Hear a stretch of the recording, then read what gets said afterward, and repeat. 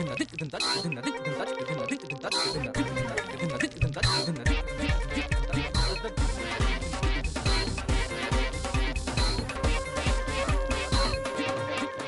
علیکم خواتین و حضرات، شروع کرتے ہیں حسب حال. میں ہوں آپ کا میزبان جنید سلیم اور شو میں ہمیشہ کی طرح میرا ساتھ دیں گی ناجیہ اور ہم سب کو بہت عزیزی. السلام علیکم. السلام علیکم خواتین و حضرات. ذرا ایک منٹ میں بہت سخت اس وقت ٹینشن میں ہوں یار. پا جنید، یہ امریکہ کی جو سی آئی اے ہے یہ ہماری آئی ایس آئی سے کیوں ہر وقت لڑائی جھگڑے میں رہتی ہے؟ اس نے باز نہیں آنا تو پھر میں بلاؤں آڑو کرنے ڈر نہیں میں کانچی کو. وہ کیا کریں گے یار؟ تم ان کو جانتے نہیں ہو، وہ اتنے ظالم آدمی ہیں. اللہ معاف کرے، اللہ معاف کرے. مراوڑے ڈھولکی والے کون نے وہ مارا تھا کہ رہ رب دینا.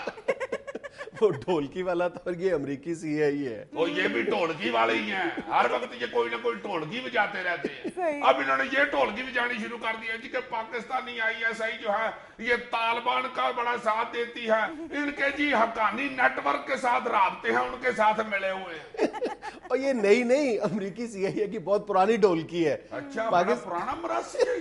پاکستان کی آئی ایس آئی کے بارے میں ہر 2-4 ماہ کے بعد انہیں یہ الزام یاد آ جاتا ہے اور وہ یہ راگ لاپنا شروع کر دیتے ہیں، یہی ڈفلی بجانا شروع کر دیتے ہیں کہ پاکستان کی آئی ایس آئی کے حقانی نیٹ ورک اور طالبان کے ساتھ رابطے ہیں. اور اس الزام سے وہ ہمیشہ ان کا ایک ہی مقصد ہوتا ہے، ایک ہی مطمع نظر ہوتا ہے کہ آئی ایس آئی کو دباؤ میں لایا جا سکے. اور اس وقت وہ ایک شدید دباؤ میں اس خطے میں. ظاہر ہے ان کی جو ایگزٹ کا ٹائم ہے، جو وہاں سے فوجوں کا انخلاء انہوں نے کرنا ہے، وہ بہت قریب وقت آ رہا ہے. اور اس وقت ان کو ایک عجیب و غریب صورتحال کا سامنا ہے. چاروں طرف سے وہ دباؤ محسوس کر رہی ہے امریکی سی آئی اے. اس لیے انہوں نے یہ الزام ایک مرتبہ پھر داغ دیے. وہ جب سیاپا پڑتا ہے پھر ہی ڈھولکی بھی جانی شروع کرتے ہیں نا یہ، اور 5-6 مہینے میں ڈھولکی ڈھیلی ہو جاتی ہے، پھر آپ بھی ڈھیلے ہو جاتے ہیں. اور یقین کرو مجھے یہ سمجھ نہیں آتی کہ امریکی سی آئی اے کس منہ سے پاکستان کی آئی ایس آئی پہ یہ الزام لگاتے ہیں کہ ان کے حقانی نیٹ ورک سے یا طالبان کے ساتھ رابطے سب سے زیادہ، یعنی پاکستان کے رابطے تو بعد میں پیدا ہوئے ہوں گے.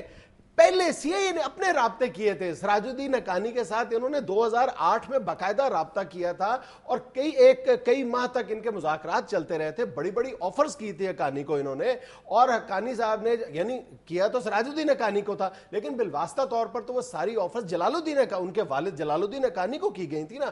یعنی انہوں نے کہا تھا کہ جب ہم یہاں سے نکل جائیں گے تو آپ کو اقتدار کا میجر شیئر دیا جائے گا، اور بہت بڑی یعنی اہم آفرز کی تھی. اور لیکن ایک ان کا مطالبہ یہ تھا حقانی نیٹ ورک سے کہ آپ ملا عمر کے ساتھ روابط ختم کر دیں گے، جس پر حقانی نے کہا تھا کہ ہم انہیں اپنے باپ کا درجہ دیتے ہیں، ہم یہ کام نہیں کر سکتے. اور اس کے بعد جب پوری طرح ان کو ناکامی ہو گئی تھی، پھر انہوں نے اس وقت بھی 2009 میں بھی انہوں نے آئی ایس آئی پر یہ الزام لگایا تھا کہ جی ان کے رابطے ہیں. اور پھر انہوں نے آئی ایس آئی سے یہ مطالبہ کیا تھا کہ آپ اپنا رول پلے کریں، حقانی کو ہمارے ساتھ ٹیبل پہ بٹھائیں اور اس کے ساتھ ہمارے معاملات طے کروائیں. اور اس وقت بھی آئی ایس آئی نے یہ کہا تھا کہ جی ہمارے رابطے ضرور ہیں ان کے ساتھ، ہر جو بھی یہاں پہ اس خطے کے پلیئر ہیں ان کے اپنے اپنے اسٹریٹجک رابطے ضرور موجود ہیں، لیکن ہمارا اس قدر ان کے اوپر اثر و رسوخ نہیں ہے کہ ہم اس قدر اہم رول پلے کر سکیں کہ ملا عمر کو اس معاملے سے ہم الگ کر سکیں. یہ ممکن ہی نہیں ہے. اور بڑی خوبصورت دلیل تھی آئی ایس آئی کی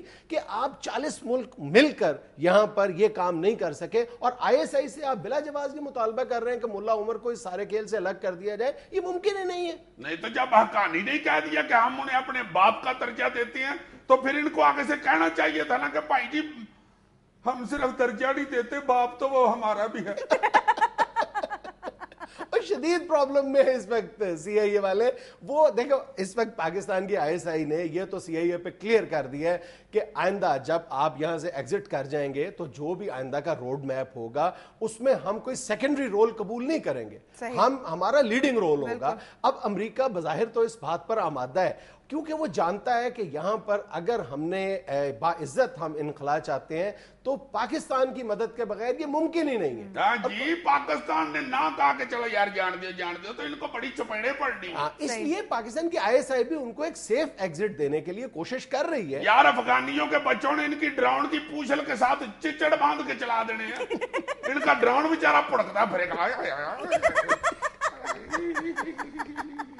انہوں نے تو ان کے ڈراؤن کھڑے ہونے ہیں، آپس میں پوچھ لے باندھ دینی ہے. ایک ڈراؤن نے اڑنا ہے، دوسرے نے نیچے ساتھ لٹک رہا ہونا. نیچے سے لگنا ہے ایک ڈراؤن پنجوں میں کلیجی کی بوٹی پھنسا کے دوڑ رہا ہے. इतने ये शौक है अमरीकी। सर वैसे ये हक्कानी ग्रुप है क्या और आईएसआई को क्यों जोड़ दिया जाता है इसके साथ? जलालुद्दीन हक्कानी का बड़ा बहुत नाम है। जब यानी रशिया के खिलाफ जहाद हो रहा था उस वक्त जो हिज़्ब इस्लामी के दो ग्रुप हैं, एक गुलबदीन हिकमत यार ग्रुप और दूसरा मौलवी यूनुस खालिस ग्रुप। ये मौलवी यूनुस खालिस ग्रुप के मिलिट्री हेड थे और इनके अंदर बड़ी बेपनाह सलाहियत है, निगोशिएटिंग पावर्स बहुत ज्यादा है। और जब तालिबान अफगानिस्तान में आए थे, उन्होंने पूरे अफगानिस्तान पे कब्जा किया था, तो जलालुद्दीन हक्कानी वो पहला शख्स था जिसने ये तजवीज़ पेश की थी कि पूरे अफगानिस्तान को यानी असले से पाक कर दिया जाए। खुद भी इन्होंने हथियार फेंक दिए थे, तालिबान को वेलकम किया था और आज भी इनकी बेपनाह रिस्पेक्ट है वहां पर। और इनको आम तौर पर यह समझा जाता है कि ये बहुत ज्यादा पाकिस्तान नवाज है, बहुत ज्यादा प्रो पाकिस्तानी और हैं भी। जीते रहन। हर बंदे के अपने अपने ख्यालात होते हैं। जिस तरह मेरे ख्यालात इससे नहीं मिलते। खुदा न खास्ता मुझसे मिलते। अल्लाह ना करे, तुम तो एक चालाक इंसान हो। अरे ये ठहरा इनोसेंट, मासूम, बहुत मासूम, बहुत मासूम। मासूम को इंग्लिश में इनोसेंट कहते हैं, जैसे चालाक को इंग्लिश में अमेरिकन कहते हैं। यार तुम्हें डिक्शनरी क्यों नहीं कंपाइल करते? भाई यार टाइम नहीं मिल रहा। जिस दिन मुझे डिक्शनरी के स्पेलिंग याद हो गए ना, मैंने कर देनी है कंपाइल। मुझे एक डिक्शनरी के स्पेलिंग याद नहीं होते और एक मधुरी डिक्शनरी के स्पेलिंग नहीं याद होते।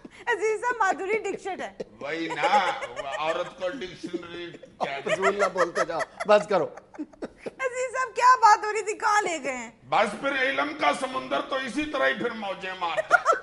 ठाठे मारते समुंदर को छेड़ोगे तो ऐसे ही होगा, टाइम तो फिर लगेगा। यार वैसे ये तो बताओ कि ये सीआईए और आईएसआई की आपस में कुछ सलाह सलाह हो जाएगी, ये जो हर दूसरे दिन पंजा इमाई शुरू हो जाती? मेरा तो ख्याल है कि अभी इसका फौरी कोई इम्कान नजर नहीं आता मुझे, क्योंकि लोग ये समझ रहे हैं या इस तरह पोर्ट्रे करने की कोशिश की जा रही है कि आईएसआई और सीआईए के दरमियान जो तमाम तर इख्तलाफात हैं वो पाकिस्तान में जो सीआईए का नेटवर्क है रेमंड डेविस के बाद जो मामला सामने आया था उससे दोनों के मामला जुड़े हुए हैं। यानी लड़ाई के या इख्तलाफात का जो सारा मामला है वो वहीं से निकलता है। लेकिन मेरा ख्याल है कि इसकी जो रूट्स है वो पाकिस्तान के अंदर नहीं है। दोनों खुफिया एजेंसीज के जो दरमियान जो मुखासमत चल रही है वो जो अफगानिस्तान में जो आइंदा रोड मैप बनेगा उसके हवाले से दोनों के दरमियान शदीद इख्तलाफात हैं। जैसे मैंने पहले जिक्र किया है कि पाकिस्तान उसमें लीडिंग रोल चाहता है, अमरीका देना चाहता है, लेकिन वो ये गवारा नहीं कर रहा कि हम यहां से निकल जाएं तो उसके बाद सारा जो स्टेयरिंग है वो पाकिस्तान के हाथ में दे दिया जाए। वो इस बात को हजम करने के लिए तैयार। यार पांचना तुम देख रहा, अगर पैरी पढ़ के ये सीआईए ने आईएसआई से सुलह ना की तो तब कहना। वो जब से क्या है ना वो डेमन रेवस वो गलतियां मारने वाला खोता, जब वो पाकिस्तान से गया था तो आखिरी इतला तक उसका नाम रेमंड डेविस था शायद। वही होगा यार, मेरी तरफ से डेमन रेवस हो यार, रेमंड टेवस हो, मुझे क्या, मैंने तो टेवा ही लगाना होता है ना। वो तो जब से इधर से गया ना माई जूलिया के तंदूर पे बैठ के गाना गा रहा होता है। हाल मेरे तो डरना नी ऐथे जसूसी ना करना नी। यार मेरी एक बात कान खोल के सुन लो, आइंदा के बाद अगर तुमने सीरियस सेगमेंट के दौरान ये गुलकारी शुरू कर दी ना तो मैंने तुम्हें बिठाया नहीं करना। हसबे हाल तो डरना नी लोको अयी ना बनना नी। फजूल बोलता और फिर बोलता ही चला जाता है। नाज़रीन यह वक्त होता है एक छोटी सी कमर्शियल ब्रेक का, हाजिर होते हैं चंद लम्हे बाद। ब्रेक में बोल सकता हूँ या इधर भी गूंगा बन के बैठना है?